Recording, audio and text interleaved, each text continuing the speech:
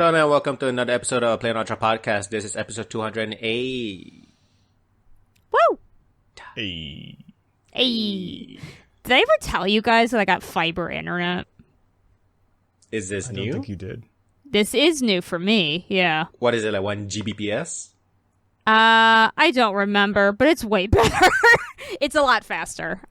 Is it a new service? Is it Google? Yeah. It's not Google. It's AT&T, which I usually hate. But so I'm not sure if it's like this where you are at Shar, but in the United States, all internet companies basically, what's it called? Anyway, you can only get certain companies in certain areas. You There's guys no have choice. like some really bad competition, anti-competition type thing? Basically, yeah. I watched a couple videos on it. Yeah, it's really bad here. And so we only get like a couple of options. And the problem is that your options basically are cheaper internet that is not consistent or pretty good internet, except when it doesn't work. And they will keep charging you like more and more every year if they can get away with it. So, because we had Comcast, which is infamous for that, but AT&T was offering fiber in our neighborhood, and it was cheaper than what we were doing before. Yeah, so we were like, okay, you know, my issue with AT&T was just that their internet service sucked, but the internet's been good. We haven't had any issues. Nice. Yeah, which was definitely necessary because I work with video calls all day, and my wife streams. So we needed something. But yeah, I forgot to share that exciting news. It happened last month. Nice. It's different, right? Like you can't go back to whatever it was previously. Oh, not anymore. Yeah, it's so different now. I wouldn't say like I've noticed like I wouldn't say I've noticed like incredible difference because like for my clients, if their internet's bad, it doesn't really help me out any. But certainly we haven't had an outage yet, knock on wood, so that's been good. Yeah, and it's also like the stability. It's because it's underground, I think. So way less likely to get hit, so to speak. Anything else exciting other than new internet?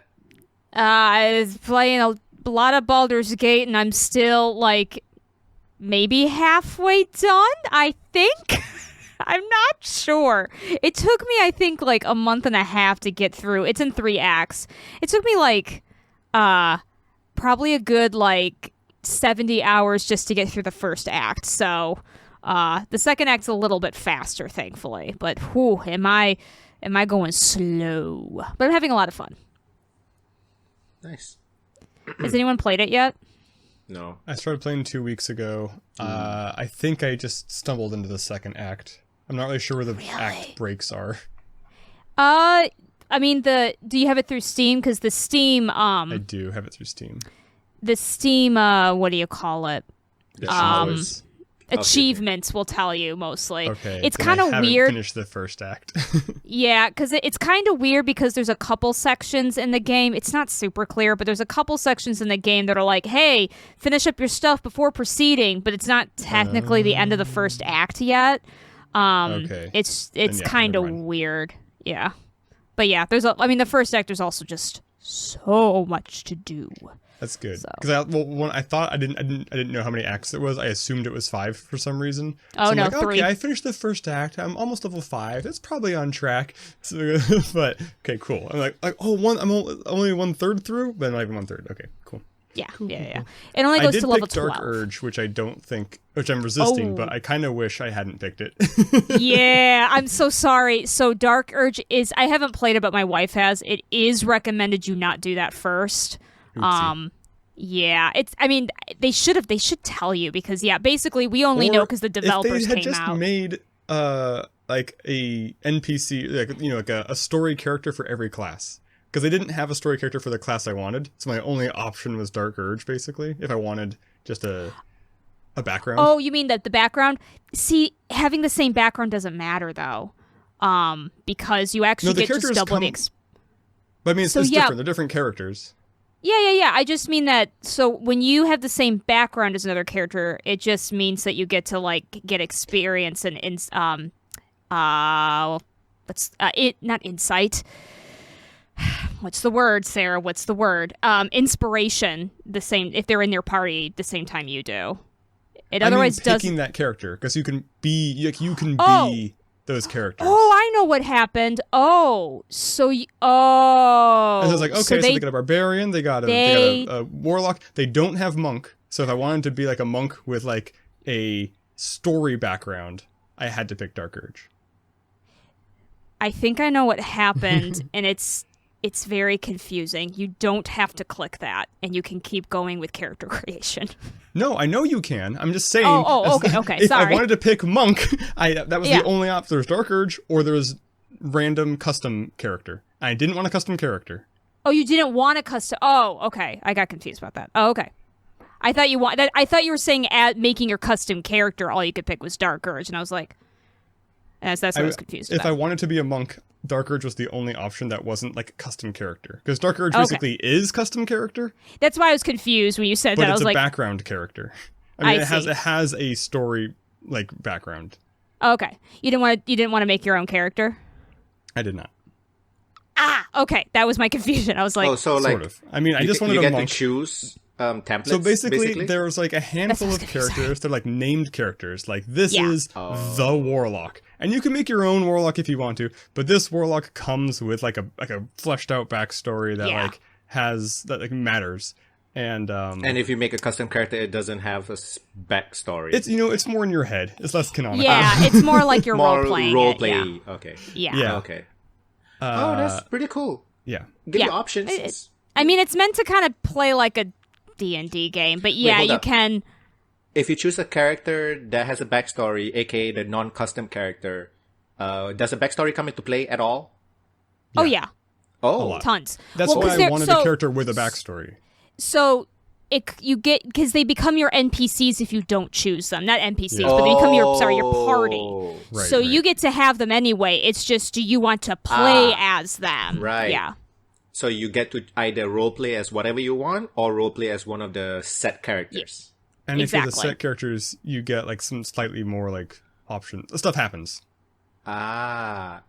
Do you get like extra quests, or like do people mention things in conversations that wouldn't have been mentioned, kind of thing? So each of them kind of has their own special, like some have special Story dialogue quests? options. Okay. The quests you'll be able to open anyway because they're in your party, and you actually can play as them if you want to. So you can't do like the main stuff, but so if like so if I'm a custom character and the story characters are my party, I get to play their like friendship quest or whatever.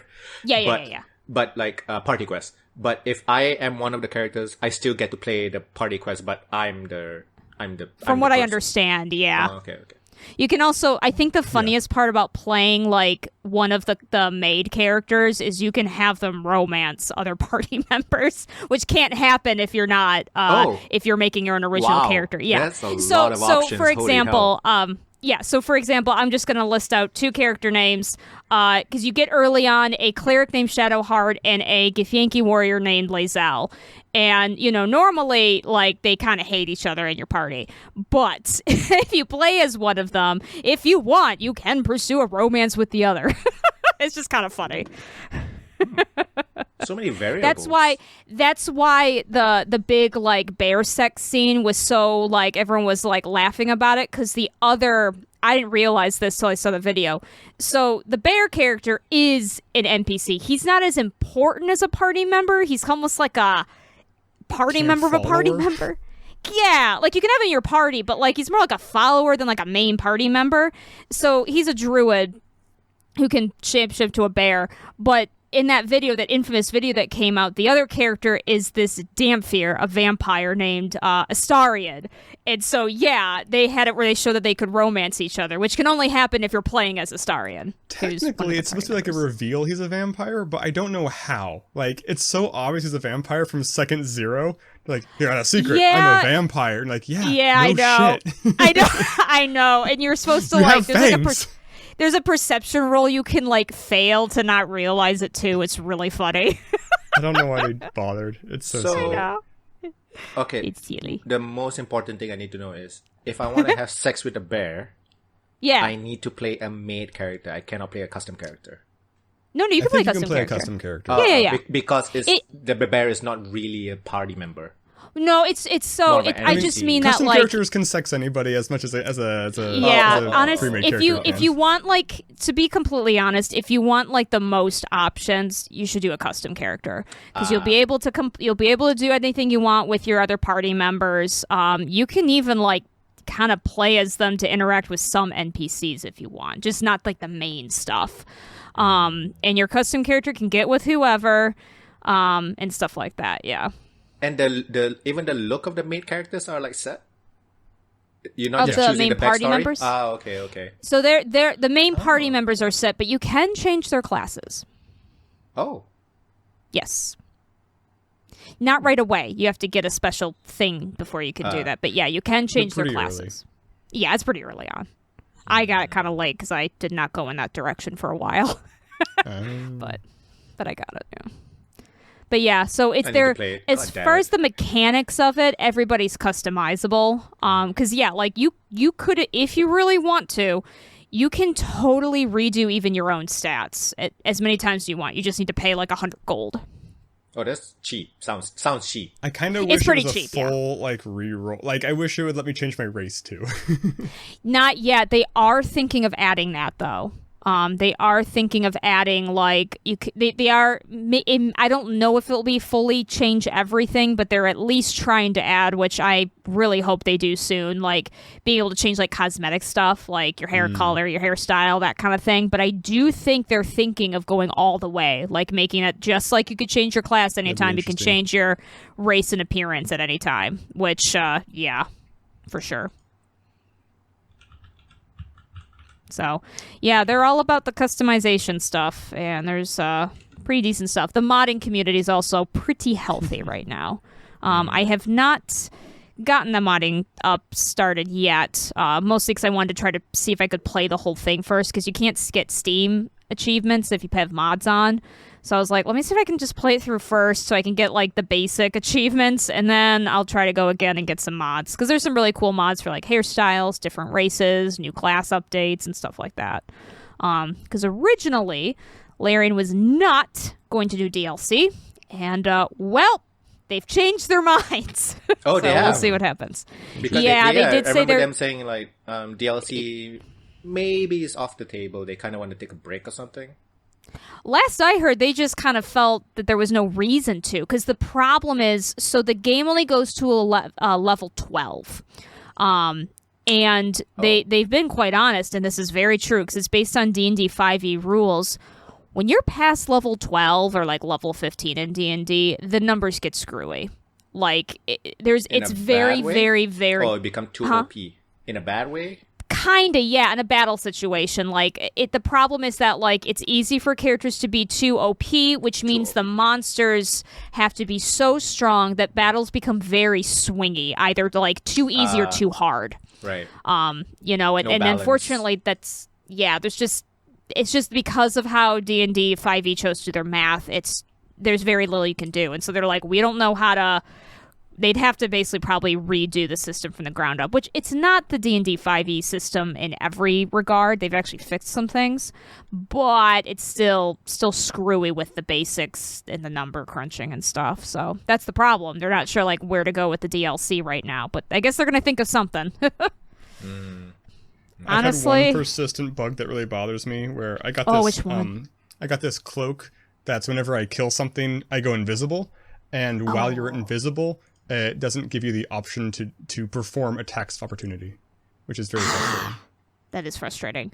My least favorite glitch I was coming across for a while is there's this medium armor you can get that's actually really good. And I'm playing a ranger, and it was excellent because it lets you add full dexterity bonus to your armor, which you normally can't with medium armor. Yeah. I think it had +1 initiative. Super, super good for me. For whatever reason, I don't know how else to explain it, but the top part of the graphics will just randomly elongate to tree trunks. And so you'll just have your character like put their hands on their hips, and there's this silly little chain link thing that comes out. I was so frustrated with it that I bought another piece of armor that's like, it's decent, but it's not as good, but it was like comparable enough just so I could stop seeing the glitch. I was so frustrated. Is there no what's the word? There's a word for like when you you don't have to put you don't have to wear the actual armor, but you can put a cosmetic. Like Not that's quite. Not really, yeah. I hope they change that, but no, not really. The only thing you can do... Actually, no, I don't even think toggle that... armor off. Yeah, but I'm not actually sure if it toggles it off or... Like, I can't tell if you're actually still wearing your armor or not when you do that. I just do it to quickly check things. I don't know I know some games that have that, like you still always show your armor in combat, so I don't know if this is one of those games, but if I toggle my armor off, it does show my clothes. Yeah. But because I'm a monk, they look very similar. That's really funny. So one thing they put in this game, Shar, is that everybody has like nighttime clothes, and everybody has underwear. And so when you're like, clothes are so not comfortable looking. Some of them look pretty. People. Yeah, some of them look pretty bad. I've been enjoying finding random ones as I adventure and just changing into them. But yeah, so they have everyone has this special set of clothes that you wear basically like around the camp, like before a long rest. And by the way, you can change them. You can make your party members wear they're just a special type of clothing that's just for nighttime stuff. It's really funny. And you can also exchange people's clothes, which is also pretty hilarious. Especially because Githyanki have like BDSM underwear practically. I know! It's so funny! Anyway, it's a good time. And that has basically, my free time has been just doing only that. And going to the Renaissance Festival that's in town right now. Nice. Mead. Still haven't tried mead. God damn it. Oh, you haven't tried mead yet? Yeah. I mean, there's a couple of local places here with mead. I can't. Oh, is there? Okay. Yeah. Okay. Yeah, I just wasn't sure. It's funny because Michigan, I don't know if it is anymore, but it used to be like a heavy like IPA beers you could get. There's so many like little IPA beer mills up here, and pretty good cider too. And there are a couple meaderies that are around here too. So we're pretty lucky in that way, which is good because I do not like beer. Nice. It's delicious. Just before I forget, I'm not sure if y'all know of the game series called We Were Here. It's like a co-op. I've definitely heard of it. It's like a co-op puzzle game. And their latest release, We Were Here Expeditions: The Friendship, is free to claim until October 13th. So I played the first one. their games are pretty fun. Their games are pretty good. So Yeah, it's a co-op puzzle game. Yeah, it it's was co-op good. puzzle. It's free. It's amazing for free. And it's free. Like, so fucking get it. Like, I'm not sure if they do local co-op, but definitely online co-op. And I'm not sure. Cool. I'm not sure if it's one of those where you have to, because there are co-op games where you don't actually have to connect to each other's PCs. You just choose like, I'm playing side A and you're playing side B, and then we have to help each other with puzzles. I can't remember if We Were Here you have to connect or not, but I think you do. But yeah, latest game is free to claim for like. What's it called? We Were Here Forever? We Were Here. Something Friendship. I'm not seeing a free one. We Were Here Expeditions: The Friendship. It's the latest one. It came out like a couple days ago, September. We Were Here. You just look at We Were Here on Steam. You should be able to find it. Okay. Yeah. The latest one that's free. Yeah. I see. Oh, And while you're at it, maybe you can buy Furry Shades of Gay 3 Still Gayer. That's a real game. I have heard of that one for some reason. Only because of the name. That's all. It's just the name. Because the name sounds like a spoof. Furry Shades. No, I have my eyes on a different visual novel that I haven't bought yet, actually. Is it the one that I mentioned like a couple episodes ago? No, that's not really a visual novel, I guess. No, this is a different one a friend of mine mentioned. It's like a musical one. What's it called? Oh, the one. Oh, right, the one with the singing and you choose the lyrics and stuff. Right? Yeah. And they have some pretty big names on there, which surprised me because they got Carrie Payton, Laura Bailey, Ashley Johnson. I was shocked. But yeah, it's a singing visual novel. I haven't played it yet, but I've heard good things about it. So that one's on my list. Nice. Y'all can keep going. I just need like 2 minutes to do something that I keep forgetting. I'm fucking old. Okay. Just say stuff. I'm not gonna cut this shit out. I'm too lazy. Oh. All right. Okay. All right. How do you like your monk? It feels more gooder than it does on the tabletop. Like, I feel like on the tabletop, I feel like I'm a bad fighter. And here in Baldur's Gate, I feel like I'm a better rogue. That's cool. That's cool. Yeah, I'm playing Ranger, which is like a class that I have a love-hate relationship with it. I really like that class in general. My long-term campaign is as a Ranger, and I love their aesthetic. But they are so screwed over in D&D 5e. They had to do like a literal whole remake of it because it was so bad. But in this game, I kind of wondered if it was going to feel really good in like an open world game, and it does. It just feels good to feel like I can go through the world and be useful. Yeah, because on the tabletop, they definitely seem kind of like Rangers often feel like weaker rogues because it's like, hey, we both use bows, but the rogues get the weaker sneak attack rogue damage. Fighters, basically. Yeah, weaker like. They're meant to be a good kind of jack of all trades because they get 2 attacks per round with like, so they got the fighter like health and attacking. They've got some of the rogue with the like the skills stuff, and they've got some spell casting. The problem is that the original write-up for them was meant to make them more like exploring thing, and that was it. Like, you couldn't play them in any other kind of setting, and it was just really bad. All that like beast handling and survival stuff, you're like, it's pretty niche sometimes. Yeah, it is. Yeah, they also had skills where it was like if you were on certain terrain, you could do stuff, and it's like my main takeaway from playing in a party with a ranger was just them always asking, would you consider us in a forest right now? You know, just that kind of stuff. Like, there's a tree here. Is this a forest? It's like, seriously, yeah. Thankfully, I'm doing the redo. Just D&D in general. We're just talking about D&D in general with I Baldur's thought you were Gate. talking about a furry gayer tree. Let's be gayer, or whatever it's called.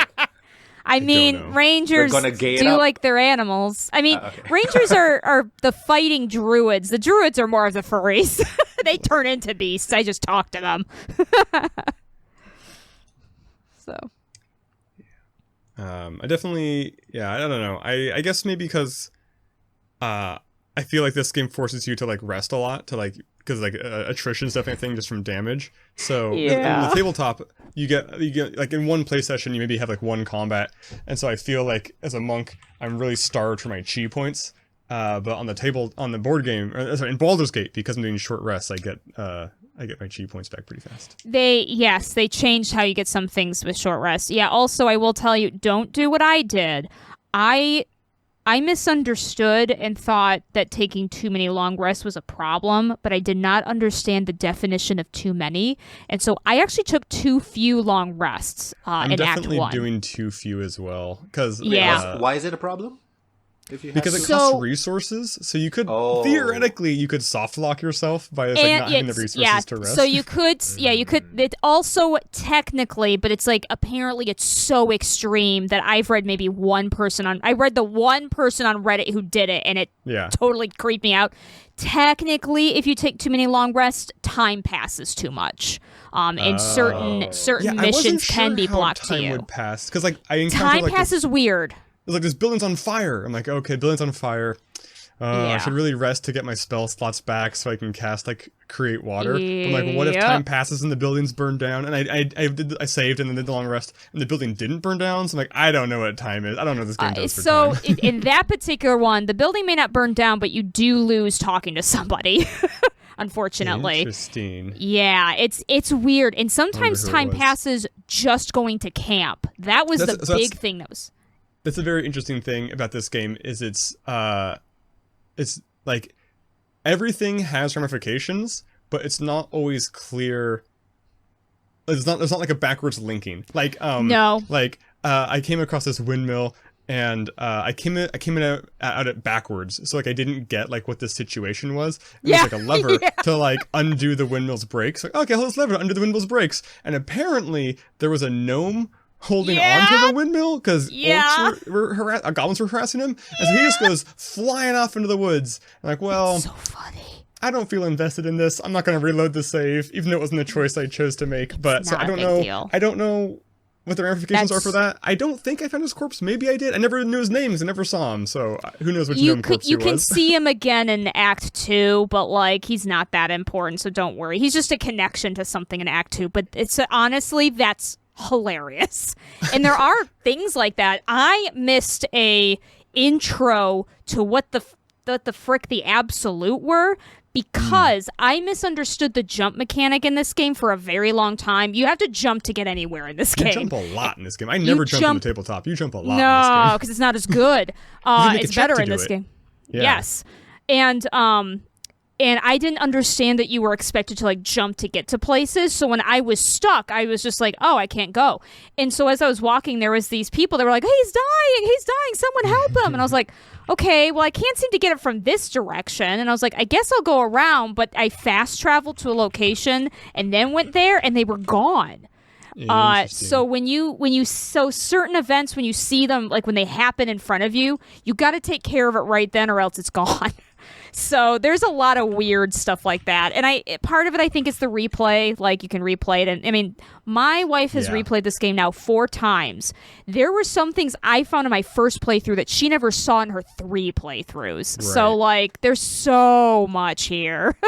And the other issue with the long rest that you really need to take... scary, honestly, to me. It is scary. It's a little overwhelming. I'm doing a good job not thinking about it, but it's a little overwhelming. I mean, like, it is. One of the reasons why...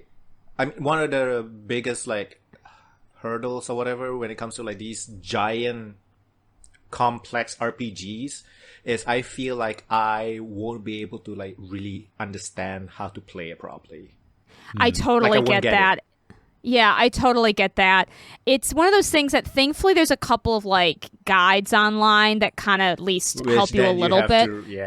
But then you have to read through them. I've been having some fun like kind of discovering things for myself. And then when I'm like, I know there's a solution to this, I don't want to think too hard. I'll look it up. Excuse me.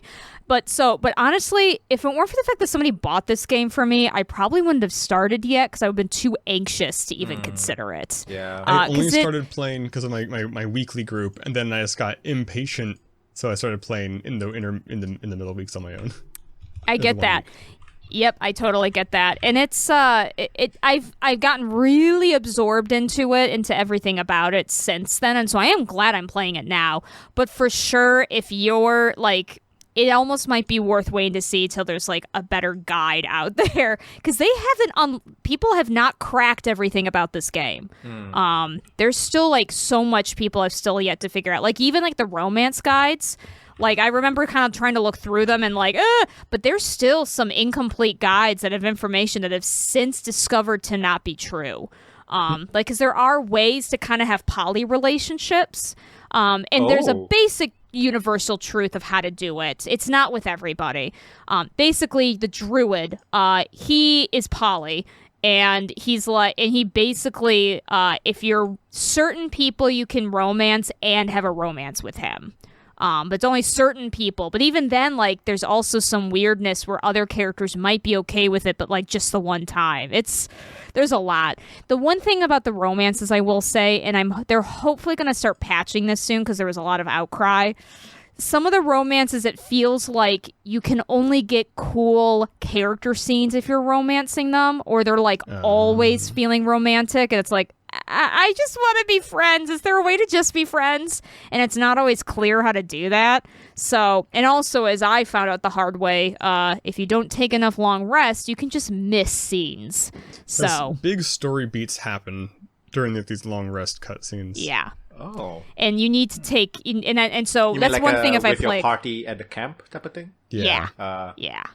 And that was one of the things that I messed up, was I didn't take enough long rest. So, like, I found out that there were some just important beginning just character layout scenes that I totally missed. Apparently, my friend was telling me I'm avoiding like anything telling me about anything, but he looked up. I totally get it. Like, for the Dark Urge, like if you rest like as soon as you possibly can, like before there's any like story stuff queued up to happen, apparently it's like some major thing that like really like helps you out. I guess like it gives you a good item that I don't know what it is. I don't know what it is either, because I'm not even sure if my wife's done it. That's interesting. I know a lot of crazy stuff as Dark Urge happens. I've had crazy, yeah. So I've like, resisted everything, but there's stuff you can't resist. I know y'all are not like super late into the game yet. I guess not really. Yeah, right? yeah. But do you feel like this is a game that you can like hard lock yourself out of because a battle gets too hard? Seem Or that way. Like a battle is too hard? No, I've had I some don't difficult think battles so. that have taken me multiple attempts, but Yes. they didn't feel impossible.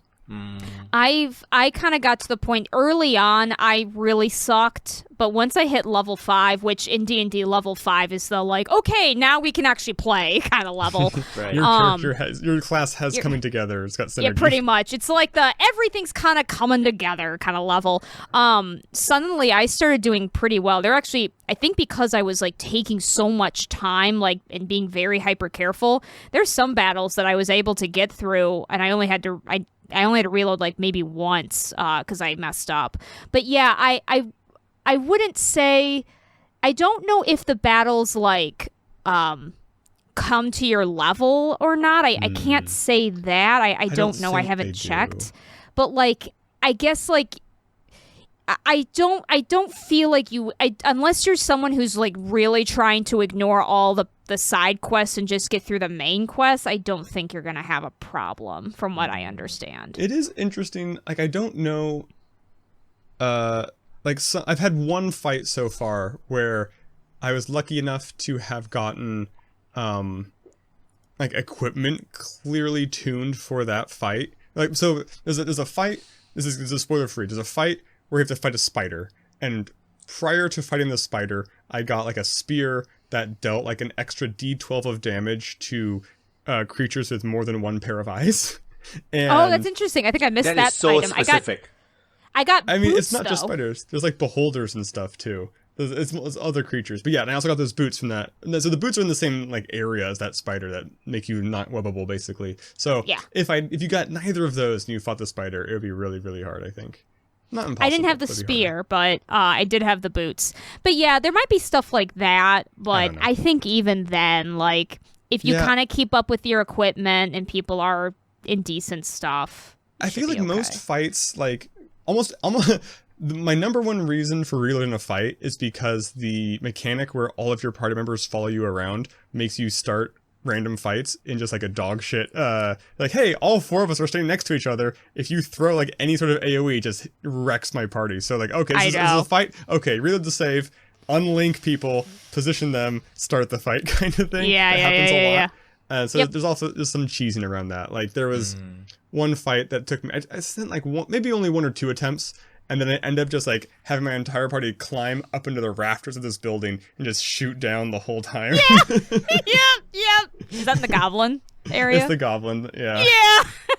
See, the only thing I will say, and I can't say they didn't try, I can see why they had a difficult time, but like stealthing in this game's a little tough.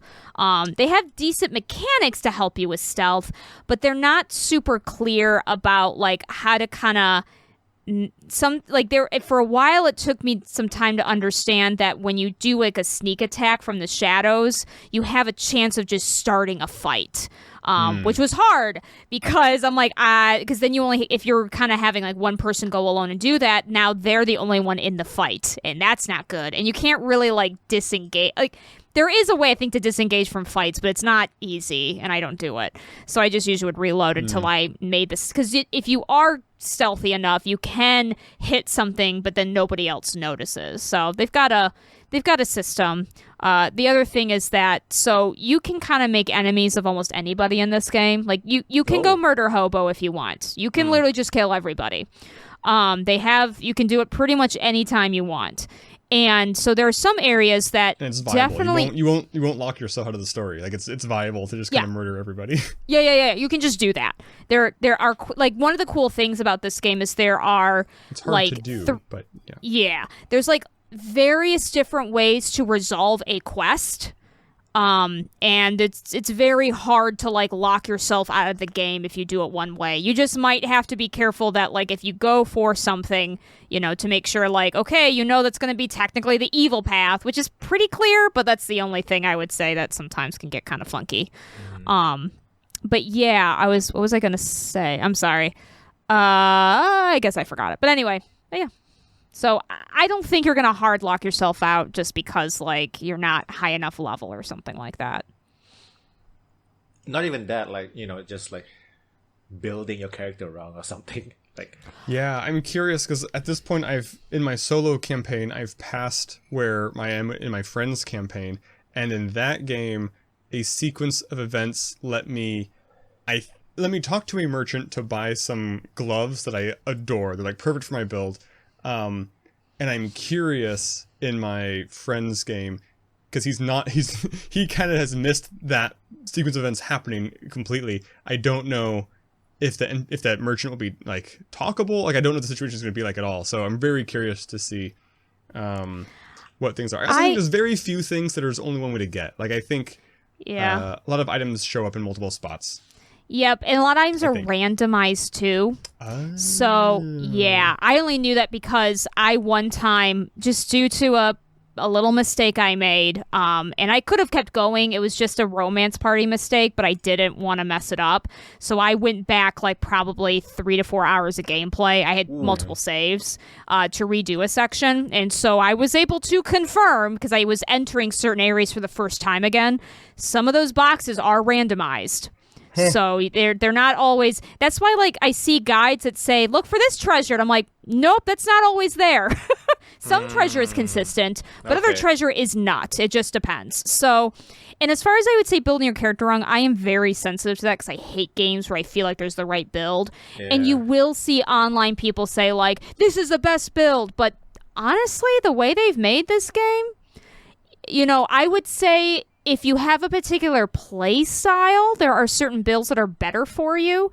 But, like, because you can honestly redo it anytime, I wouldn't worry too much about that. I also feel like oftentimes in D&D like doesn't have like the flexible builds that like video game RPGs have. You're kind of just like selecting from like a menu of like classes and subclasses, and then there's only a small amount of wiggle room around that. But for the most part, it's just those kind of choices. The only thing I guess that like if you have feats are the big thing. I think the only thing, like, if you're not really aware how to optimize your ability scores, which would be very easy to teach you, that, like, because that I could see a newbie messing up. But even then, like, it's not the end of the world. I went with the defaults because they seemed The defaults fine. are pretty... Yeah, the defaults are usually fine. It's only, like, when you can up your ability scores, I would just, like, tell you, hey, what are you playing? Okay, make sure you get this to 20 as soon as you can. Like, that's the only advice I'd give. But other than that, like... It's pretty hard to screw up, thankfully. And again, you might hear people online that have these crazy builds, but you do not have to in order to find fun in this. I would say. Yeah. But your mileage may vary. Yeah. Did you play anything else other than Baldur's Gate 3? I played Armored Core 3 three times through. Oh, 3, right. The new one? Sorry, I played Armored Core 6 like 3 times through because it's the new one. Yeah. Because like that's how you get like the true ending. It's like the end of New Game Plus Plus. So like and one playthrough, like the first time through was under 10 hours. It was like 8 hours. So like the entire, let me see, what's my play time on it? The entire 3 times through took me 28.6 hours. Jeez. It's probably just some time just chilling. So it's not a long game. They did have a balance patch kind of recently that's supposed to make more weapons viable. It was a nerfless patch. It only buffed other weapons because, at least when I played, it did seem like a lot of pressure to like one specific play style where, like fighting at anything longer than close range, nothing just lands. Like unless you're fighting like a big like slow boss. Like your farther away weapons just don't hit anything because so that's a little frustrating. So the meme build right now is a shotgun in each hand and like a rocket launcher on each shoulder because the shotguns like stagger and the rocket launchers just like pummel this like thing that can't get out of the way. Do you have like? It was very fun. Do you have swords, right, in the game? Like you have melee weapons. You can have so your left hand.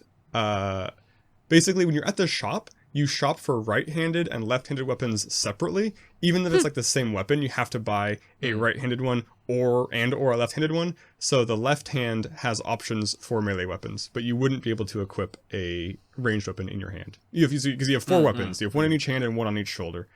And the melee weapons are very cool. My first time through the game, before I used like the kind of mini shotgun build, as I was still figuring things out, you start with a sword. So I used a sword for a while, and then I got a pile driver. So I was using the pile driver because it's very fun.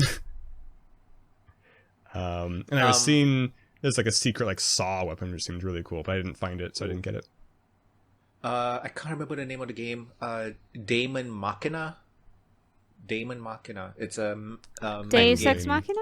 No. It's a no. Yeah, Daemon Machina. It's like a Daemon Ex Machina. Daemon Ex Machina. It's a mech game. It was exclusive for the Switch for a while. Then it's also on PC. Wow. So that one is very like range heavy. Lots of flying around and stuff. And one problem I have I've played a few mech games, and I would say Daemon Ex Machina is the worst at this. I don't know what the fuck is going on. Like, I can't see what's happening. Like, there's just too much shit. It's the UI, the flying missiles, it's just definitely too much. Not a problem in Armored Core. There's definitely a little bit of that sometimes, where it's not the worst, but it's definitely a little bit of that sometimes. Okay. So I think it's a problem early on. So you keep playing, and the story just keeps developing. Like, new things get shown to you. So like the first time through, there's like quests. Usually, like there's some points where you choose between 2 quests. Like, do I take a contract from this person, or do I take a contract from the other person? And kind of choose like which side of the fight you're on, sort of thing. And so that shapes if you get the good ending or the bad ending. And the second time through, generally you can choose the opposite ending, but there will also be new options. And then the third time through, the last chapter out of 5 chapters is just completely new. Oh. And leading up to it, there's new options. Basically, there's new options that you have to pick to unlock the final. Like, you could do New Game Plus Plus, and it's like if you played the game through and you chose the same things every time, you would never unlock New Game Plus Plus. So you got to take the other options. Okay. You got to do all the missions basically. All the different That's kind of cool. Types. Yeah. Because one playthrough is not that long, is it? It's like 10 hours? Pretty maybe? dang short. Yeah. I mean, the first playthrough is definitely your longest because that's when bosses are actually hard. After that first playthrough, there's no hard bosses. I guess like this was my second time through when I'm fighting the same bosses again. There was one that took me, like, I guess the hard boss was still a little hard, but by the third playthrough, there was no hard bosses. But maybe also I was using the kind of meme build, so if I'd used maybe like a less cheesy build, it would have been harder. But I didn't really want it to be hard, so no regrets. 2 shotguns and 2 rocket launchers is fun. You had fun. That's most important thing. I had fun. Yep. And the games are supposed to be fun, apparently. I used tank treads. Yeah, right? The light tank. Who'd have thunk? Yeah. So yeah, I'd recommend it. It's a good game. Good mech fighting game. Sarah, could be better, but pretty good. Are you still playing FF14? Yeah, I just haven't logged in quite a I think I've like quite a couple of months now. It's supposed to get a new patch pretty soon though, so I'll have to be back. Is there a new expansion coming up? So there is a 7.0 coming out, but that's not probably until sometime next year. There's going to be a pretty big gap. But the kind of ending of this patch's story, like the extra stuff, is coming soon. So they soon I will do content patches in between expansions. Yes, there's content patches, and like one of the last one, because how the story's kind of funky, because they'll have your expansion, which has the story, and then there's the content patch releases afterwards that kind of finish up the story and kind of start the next one, and that will be coming soon to a close, and then we're gonna have a pretty big gap. I think there will still be content, but it won't be like story like main scenario quest content for a bit. So. That's okay. Did anybody watch anything? I watched One Piece. I watched Renfield. It's fun. Oh, what did you... It's pretty crazy. I love it. You had a fun... Okay. Yeah, it's good. I love it. It's a stupid, fun movie. And that's awesome. Honestly, Nicolas Cage works as Dracula. Nicolas Cage is the best part of that movie for Yeah. sure. That's great. And and I also liked Aquafina in it, like especially right at the end. Like everything is just fun. It's a good movie. I think it's just it's not supposed to be like groundbreaking in any way. It's just a really fun. If you like the idea of Nicolas Cage as Dracula, you should. It's watch very gory. It is. But it's one of those like it's so ridiculously gory that it's. Is it like over the top horror gore? Yeah. Yes. It's like, ripping a guy's yeah. arms off and beating someone with them, kind of stuff. Yeah. Got it. So Okay. like somebody I know who absolutely like can't watch like The Boys when the violent parts come. Yeah. She's like, this one is so over the top. It's cartoony. Yep, I get that. So like even she can watch it. So I think warning, lots of blood, but it's very cartoony kind of violence almost. Yeah. Yeah, it's so That's stupid. fair. Yeah. There's bug eating. There's bug eating. There's some weird stuff. It's a fun movie, but it's weird. It's real weird. That's funny. I've been watching Ahsoka. I have been enjoying it. I've been happy with it only because like I watched the 2 TV shows a while ago, and it's finally bringing closure to them, so that's pretty cool. Did it not end properly? Like Rebels? Are you talking Rebels or Clone Wars? Rebels and Clone Wars, I mean, like, it's not that they didn't end properly, it's just that Rebels kind of ends on this, like, purposely, like, loose hanging, it's an ending, like, they completed their mission, but it kind of ends on this loose hanging that is actually what Ahsoka is about, which is to find one of the characters who went lost by the end of the series. And I would say, are the 3 bad guys in Ahsoka from Rebels or Clone Wars? The 3 like bad Force users? No, those are new. No, one of them is that character from Mandalorian. Oh. Okay. The older woman, older one? Yeah. She was actually the person I think Ahsoka fought in Mandalorian. That's right. Yes. Yes. Okay, I'd forgotten. But the other 2 are new characters. We do not know them. Cool. Okay, you know what's the most? Thrawn, however, is from Rebels. I am so impressed that you can remember anything you watch, Sarah. Like I legit don't remember shit from Mandalorian. There was a little green guy. That's all. Like. So I will admit to you that I also don't remember certain things, but one, my wife and my brother remember way more shit than I do, and they go, "Yeah, this is from such and such," and I go, "Great." But also certain threads, like plot threads, I will be able to hang on to. But yeah, I'm not that great at it either. Some stuff, like if you put a gun to my head, I probably could not tell you episode by episode anything with the Mandalorian series. But if you like showed me characters, I'd be like, "Oh yeah, that happened," that kind of a thing. So. I only remember robots because, like, I remember the bad lady from Mandalorian. It's like she's got the cool robots who are also in Ahsoka. It's like, oh, that makes sense because she's the same lady. But I only remembered the robots. Oh yeah, that's fair. I know. I was like, oh, where the Beskar spear came from? That's what I remembered. Yes. I do remember the Beskar spear. That's all. But yeah, no. There was actually the most recent episode of Ahsoka may have gotten on some circles because I don't. Should I not spoil? I don't know. It's the latest episode. I think you can spoil it. I don't think it ruins anything. Yeah, I don't think it will either. So Hayden Christensen came back, and he is playing Anakin. And it's more of like an Ahsoka like dream force vision. Oh, okay. Kind of. It's a force she needs to get herself together. I really liked it. Like I liked what it represented because it kind of took so I'll go real quick on this. So Clone Wars was a kid's cartoon, but if you look too hard at it, you kind of went, "Oh, this is terrifying." It's a war story where young Jedi Padawan are generals. That was part of the thing. So Ahsoka. That was so dumb.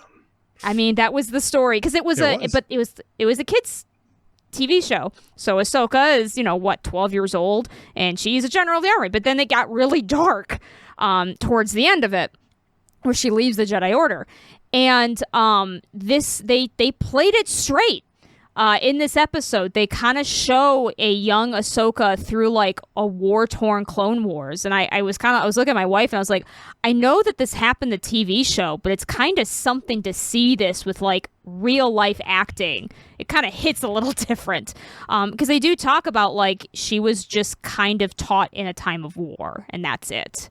Where Jedi are not supposed to be taught in war. So it was, I really liked it. Hayden Christensen did a very good job doing a couple different things, playing kind of the light dark side, and also the Anakin portrayed in Clone Wars was a little, he had a sense of humor. He was a little trolly. Actually, Obi-Wan was trolly, but he had a little bit of a sense of humor, and he played up that as well. So that was pretty cool. So from like that perspective, it was a very good episode. But it was also a lot of Force bullshit. So, your mileage may vary. But yeah, I'm having fun with Ahsoka. What was the show that you saw, Foe? One Piece. Live action One Piece. Piece. Oh. I've heard good things about it. I mean, I'm not a One Piece person, so I'm not going to watch it. But like, I've heard good things about it. Yeah, it was fun. I liked it. I don't know how good the acting is. Do you have to like the anime to like it? I don't like the. I've never watched it. I watched the first 7 episodes of the anime like 8 years ago. So I've heard it's a decent. If you're not going to watch the anime, this is a decent way to consume the media. I'm not sure. I may watch it if like my friends put it on. I don't have a desire to like seek it out. But it sounds like it was well made, which is a shocker for anime shows.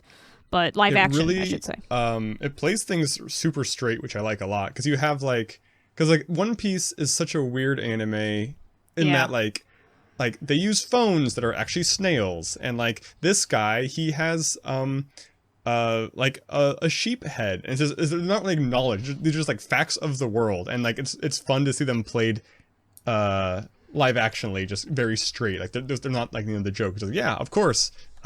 This guy's got whiskers, and he's like a Marine captain. We don't talk about it. It's normal. I'm not sure if you remember Eternals? Did any of y'all watch it? Okay. Oh yeah, I watched it. Remember the big burly Korean guy that was in Eternals? Yes. So he got with Angelina Jolie. Yeah, he's a pretty big, popular South Korean actor. Wait, wasn't he? Wait, he the guy who was an Eternal? Yeah, as one of the Eternals. Yeah. Was that? Oh yeah, got it. Okay, yeah. I don't remember. I don't know his name. Yeah, he was kind of a. Long, right? No. Doctor Strange. No, you're thinking Doctor Strange. I don't know his name. He looked familiar not to the me. Doctor Strange guy. Not the Doctor Strange guy. No. Yeah. I'm looking it up. Like I said, the guy gets with Angelina Jolie. Yeah, and I think he died in the movie, right? I think so. Yeah. I think he did. Don Lee. Gilgamesh. Yeah, Gilgamesh. Yeah. So he's really popular, and I've been watching his South Korean movies, and it's really good, honestly. Yeah. Have you seen The Good, the Bad, and the Weird? The Good. Is it even called something else? Oh no, The Good, the Bad, and the Weird. The Good, the Bad, and the Ugly. I have not watched that one, but I did watch something called The Gangster, the Cop, the Devil, where a cop and a mafia boss work together to look for a serial killer. And he's the mafia boss. Oh, I thought you were gonna say to fight the devil. so basically, he's in a lot of comedies and action films, and he's really good in both. He's funny. Oh, cool! But he's also just a big burly guy who can punch through a wall. Oh, that's cool. But he's also really funny. It's so good. He's so fucking good. Yeah, just watch. That's awesome. If you if you're pretty much very, I don't want to say Asian. But if you like Hong Kong action movies, I think you'll like his stuff. Yeah. That's cool. That's very cool. I'm happy for him. Yeah, the Eternals just did not do the best showcase of all of those talented actors. So, including him. I still liked his role, but, Yeah. And I've been playing Dying Light 2. Oh. That is... it's pretty fun. Stressful. Especially at night. Yeah. But I'm pretty decent now, so I have decent weapons, and they also nerfed some of the really strong ones, so it's not the worst. But there are times where I just don't understand. I think sometimes it's a bug, but there are these low level quests And some quests you have to do at night because you have to go into a building, right? And if you go into buildings during the daytime, all the really powerful ones are in the building to avoid sunlight. So you have to go in at night where the powerful ones are outside. That's interesting. But sometimes I go in at night to try to do the quest, and the powerful ones are all in there. And these are low level quests, like level 1, level 2 quests. And I'm like, why are these fuckers in here? So yeah, I had to cheese a couple of quests by like hiding in a hole and like just slowly smacking them. Because they killed me in like 2 hits at the time. Now they kill me in like 4 hits. Like, oh. So, it took some getting used to with that parkour. I think they patched it enough that, because I didn't play like on launch, so I'm not sure if it's like completely different because I heard a lot of complaints about the parkour physics, at launch. But, I'm finding it okay now. I don't remember from Dying Light 1, but I feel like in Dying Light 1, the grapple hook, like it pulls you towards anything you shoot at. I feel like that's the case. As opposed to like interaction points? So in this one, you mostly use it to swing. Oh, yeah, I don't remember swinging at all. Yeah, I don't remember swinging. I just remember pulling. So I kind of missed the whole Spider-Man thing. I really missed that. So this one is more like realistic physics, I guess. You get to swing, but it's like, I don't want realistic physics in my zombie parkour game. Yeah. But overall, it's okay. I want more parkour kung fu. Kind of like, I mean, I know Mirror's Edge wasn't a fighting game, but I did like some of like the running up people and like drop kicking, and yeah. slide kicking and Mirror's Edge. There's another love-hate game. So much fun, but so buggy. Well, not buggy, just... So like there's two like big areas that separated in the game in Dying Light 2. And in the starting area, the first area, which you sometimes have to go back to, is basically more like suburbs kind of area. So the houses and stuff are very low most of the time, and you can pretty much just like parkour from like one roof to another, or you can like, you know, there's routes basically. You don't really need any kind of equipment. But then in the other area, it's like a city, and there's like a bunch of skyscrapers, so you mostly have to glide with your paraglider. It's not bad. It's kind of fun, but like, I kind of prefer the rooftop to rooftop type of parkour. I feel like Dying Light 1 really got it right. And I wouldn't have minded if we just got more Dying Light 1 with the Dying second route zone sounds more like an Arkham game, kind of. Yeah. There's like vents that will propel you up, that kind of thing, with your paraglider. So it's bigger. I like that there's a lot of buildings you can go inside. So cool. That's pretty cool, actually. Overall, it's a pretty good game. I think if you like Dying Light 1, you might like Dying Light 2, but I feel like it's quite different at the same time. And the whole like, oh, you can choose. It's like it's an RPG now. You get to choose the narrative. It's like you make choices in the game, like during some dialogues and stuff. It's whatever. It's just, play it because you want to bash some zombie braids in. Definitely, that's the reason you play it. Not for the writing. The character writing is honestly quite inconsistent. It's very annoying. Your character is very annoying. I hate him. Yeah. Don't focus on. I've been skipping dialogue, so fuck it. And I've been playing the remaster of Tactics Ogre. I saw it went on sale. I bought it on the Switch. I think it's on PC as well. Is it Tactics Ogre or is it the second one, the Night of Lotus? It's just the first Ogre. one, right? Tactics okay. Ogre. Yeah. Tactics Ogre, Reborn, Let Us Cling Together, Power Friendship, something. Yep. So yeah, it's quite a few things to I have to learn.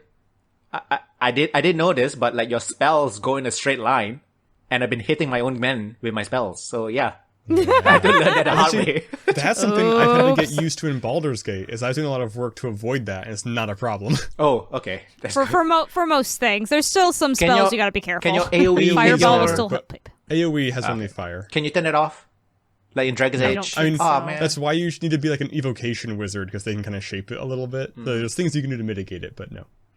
Yeah, sorry. Yeah, I remember in like Dragon's Age, like AoE friendly fire, turn that shit off right now. Yes. Yeah. Oh, yeah, That's same. the first thing I did. Every Yeah. time. But yeah, Only way to play. Tactics Ogre, it's pretty good. Also pretty challenging. Fucking tactics game. It's a little. I mean, old game. That game. It's old enough that it's like opaque. It's like, oh yes, if you get like 3 levels in this class and 3 levels in this class, then you unlock this other class. But there's no way. Like they don't tell you about it, so you have a goal. You just have to stumble across like how to unlock like the advanced classes. So like, so I've never played Tactics Ogre before. Like none of the. I've only played Knight of Lotus, which is the second one, I think. So, and then there's like Ogre. The first one is like Ogre something, Ogre Battle, something like that. Oh, there's so many games. But like Tactics Ogre, like I've never played any of the games before. He made Final Fantasy Tactics, but I know like it's quite different. So Tactics Ogre, in this one at least. I'm not sure about the older ones, but in this one at least, you don't have to level up classes separately. So you level up the character, and the character can then change classes, and the classes will be at that level. And I was like, that's so nice. nice. Yeah, that's Okay. so nice. Yeah. I'm not sure if leveling up to, like, I don't think you unlock advanced classes. I don't think it's that type of game. I think that's just, Okay. I think that's like Final Fantasy Tactics and like some other tactics games. I don't think this one has that. I'm not so Knight sure. of Lotus I'm like definitely 5 hours had in. it. I think maybe Knight of Lotus was more of it might have been a stats thing than a class thing. I don't remember. It did have it. Like thieves could become ninjas or that kind of stuff. Or fighters could become blade masters. Or barbarians based off of stuff. Oh, so Knight of Lotus is like a GBA game. Yes.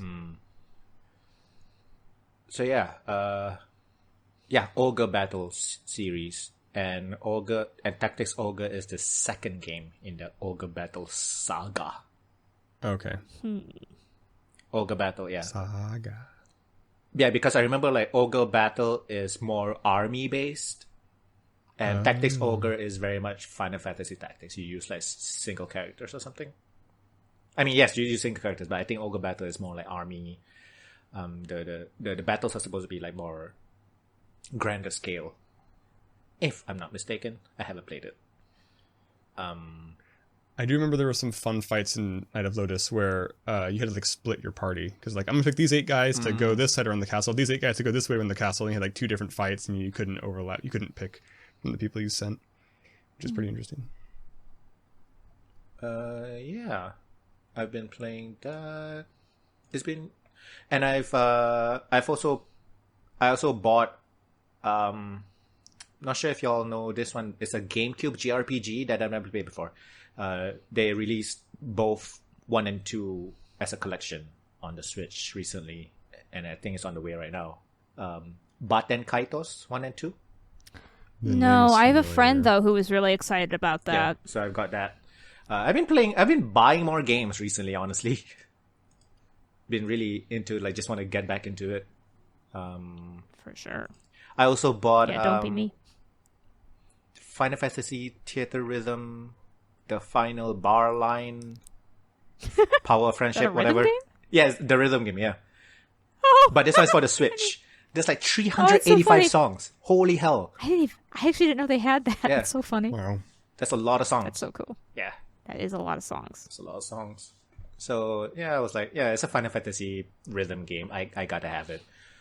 I did try like Curtain Call back on like the 3DS. Wasn't really into it. So hopefully this one, hopefully this one's good. But yeah, I don't have anything else. You want to talk about Unity real quick before we end? Do it. Okay. Yeah. Who's going to say it? So Unity have decided that they hate the people that use their stuff. Yep. They just hate indie devs. The current CEO was the EA president, John Ricciello. I mean, I think we reported on it when he switched to Unity. Okay. I'm sure we talked about it in whatever podcast. So this guy, we're all like, "This is not good." Back when it's not good. Back when he was in EA, he was like in an interview and talking about like how players get so, invested when they're playing a like first-person shooter. They get so invested that you probably can even monetize reloads, and everybody's like, "Huh?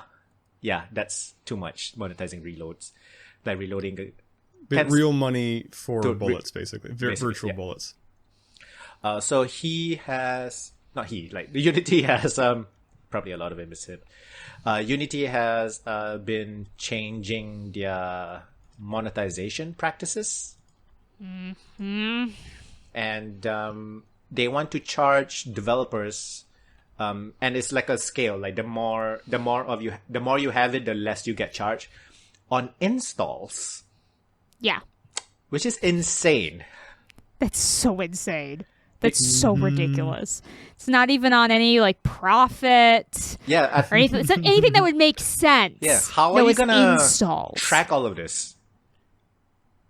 Like that's the problem. Is their method of tracking is not.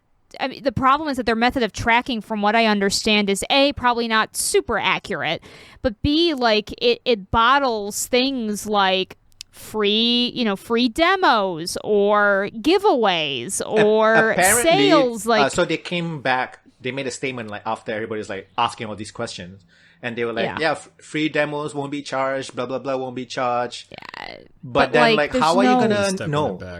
How are you gonna? Yeah, how do you actually know? Because from what I understand, there's no way to know.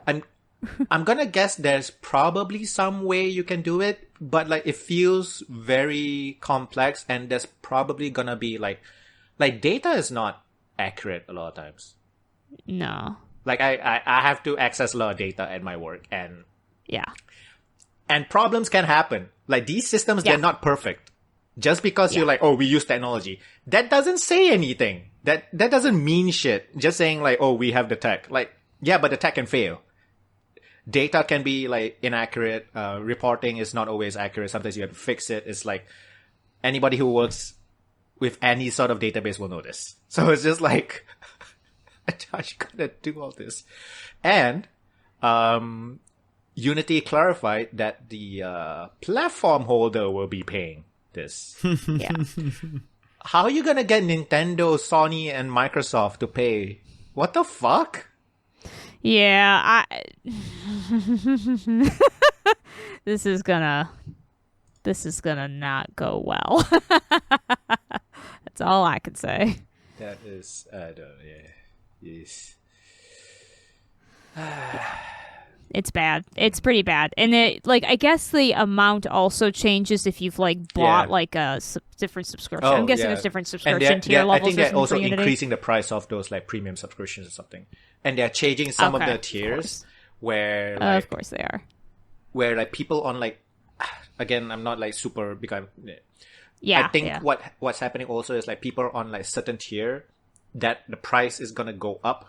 They're going to get more features, but they say they don't really need a lot of features. So, it's just, They're making a lot of bad decisions, basically. Yeah, a lot of indie developers are scrambling. Some are trying to figure out if they can, make their games on a different platform.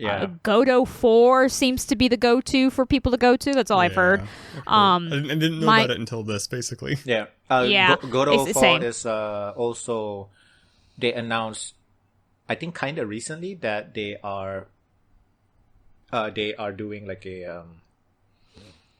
because open source, so they have funding. You can fund them and they will use the funding to continuously develop this. And some big companies have Epic and stuff have decided to fund them. You can also do it on a monthly basis, I believe, if you want to, with Godot 4, with Godot just in general. So yeah, that's cool. My so the death favorite, of one engine hopefully means Yeah, we'll hopefully bring the other one up. Yeah, my favorite, this is real quick. My favorite so far solution for one indie developer is that they are making a red and blue version of their game, and whatever has the more downloads, they will discount the other one to try to keep it level. Wow. So we'll see how there are already a couple of games. I mean, as Unity backs off or whatever, we'll see what happens. But I know there are multiple games like Slay the Spire and Cult of the Lamb who have said they will be pulling out off of Steam in January. Yeah, Cult of the Lamb especially. I was like, whoa. They're really banking on the popularity of that game. Although I will say I haven't really heard much of that playing lately, but maybe it's still around. It just, from the streaming side of things, it seemed to drop off, but I could be wrong. But still, I mean, a lot of games like that are just pulling off. So we'll see. Yep. Crossing fingers that they walk backwards, so to speak. So I actually have another story. This is more on like the AI, not really AI, more like language model stuff. So did y'all know that MSN uses AI to generate articles? Oh, I didn't good. know MSN did. I knew people did. I knew obviously. other ones did, So, but yeah, not on MSN, MSN, of course. which is pretty big. All right, cool. By Microsoft. Yeah. Yep. They recently published an article about Brendan Hunter, a former NBA player who recently passed away at the age of 42, very young. The headline of the article, which has been brought down, I'm reading this from like the Wayback Machine. The headline of the article is Brendan Hunter, useless at 42. Whoa. Former NBA participant Brendan Hunter, who beforehand performed for the Boston Celtics and Orlando Magic, has handed away on the age of 42 as introduced by Ohio Mills basketball coach. What? Is this the new Unalive? Throughout his Holy NBA shit. profession, he performed in 67 video games over 2 seasons and achieved a career high of 17 factors in a recreation in opposition to the Milwaukee Bucks in 2004. What the fuck?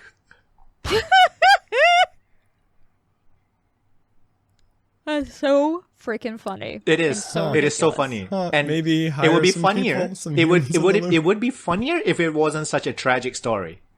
Oh, yeah, Sure, for yeah. sure. But it's so Yeah. funny. I'd like it to be a little more victimless, but it's pretty funny. Yeah. He also earned 3 first-team All-MAC convention alternatives, whatever the fuck that means. Jeez. The only I don't know. the only sentence that makes sense here, he led the NCAA in rebounding throughout his senior season. That's the only sentence that makes sense in this fucking thing. Holy shit. All right. Well, at least they won't be taking us over anytime soon. And I love how, like, because a lot of places are reporting on this article, they have to, you can't be like, you know how you have to use like alleged or whatever? Yeah. And I'm reading this article, like, seemingly AI generated article. Like, do you think a person wrote this? Like, Right. Seeming. I can't actively write this bad.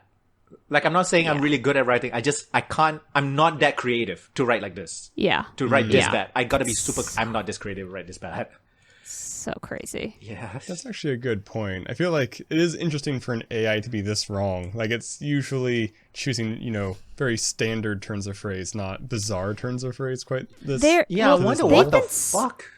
I've been hearing some rumbles in the community that like the AI like generators, just because of humans kind of being dicks, like it's actively getting worse, which is weird. It's not what I was expecting. And I mean, there are some things that still like it's very good at replicating still, but in some ways, just kind of your average chat GPT, from what I understand, some things have just gotten worse as a result. And honestly, I only fully use know the chat thing. GPT to get spreadsheet formulas. Yeah, that makes sense. I haven't tried it yet, but that's been the reason I've been thinking of using And it. it doesn't work 100%. Like yesterday, I kept asking it, stop deleting the fucking thing. Like, it keeps deleting it. Like, son of a bitch. So even that, it doesn't work completely. But like, I'm not going to remember all the formulas. So for that, it's actually quite a decent tool. Not 100% perfect running all the time, but it's okay. It's much better than, because, I don't have a database of formulas in my head. But yeah, Brendan Hunter, useless at 42. That's how we're gonna end this episode, I guess. Jesus Christ. Gosh. All right. You want to do the thing? Sure. This is Sarahscopic, SARAHSCOPIC. I'm still somehow on Twitter or X or whatever Elon Musk wants to call it now. I am actually on Threads now too. You can say hi to me there, but I haven't posted too much because I don't have a very good generation of post right now because I haven't followed enough people. Fun fact, most of the people I'm not trying to follow these people, but most of my posts these days from random people are just like, Twitter sucks. And I'm like, great, can we talk about something else? Anyway. Yep. But yeah, you can follow me there. And I'm Foehamner on YouTube. I think the last video that came out, came out before our last podcast episode, so nothing new since then. Woo. It's the Law and Order sketch. Oh yeah. And I'm Pupunoob on Instagram mostly now, I guess, not really, but yeah. This has been episode 208 of the playonultra podcast. Thank you very much for watching and listening. We'll see you next time. Bye bye. Bye bye.